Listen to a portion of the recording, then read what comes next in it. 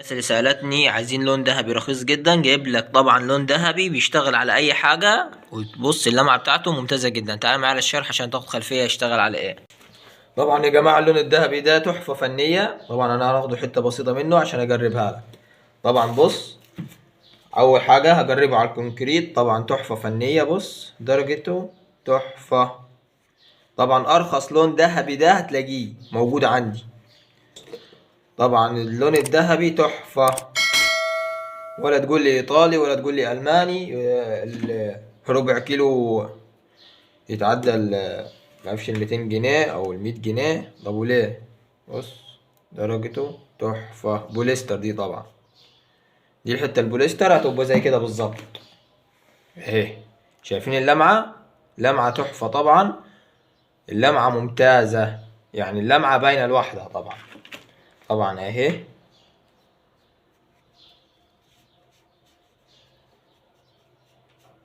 يعني بص، بوليستر معاك هيجي، كونكريت هيجي، جبس هيجي.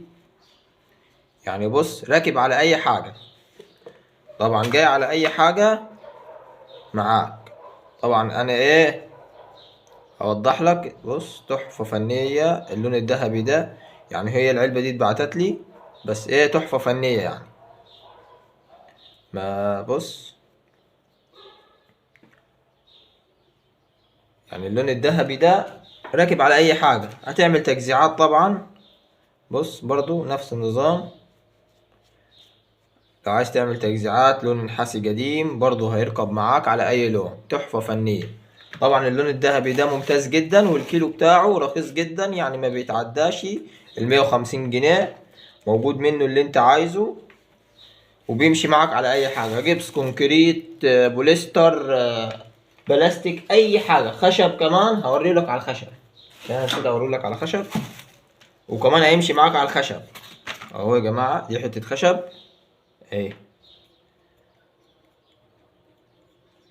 طبعا تحفة.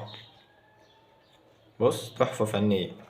اللون مش محتاج يا جماعة، مش محتاج اي حاجة. يعني انا ايه عملته على الخشب على طول، ولا دهنت الخشب اي حاجة. يعني هيمشي معاك على اي حاجة. لو عجبك الفيديو متنساش اللايك والاشتراك في القناة وشجعنا عشان نستمر ويجيلك كل جديد.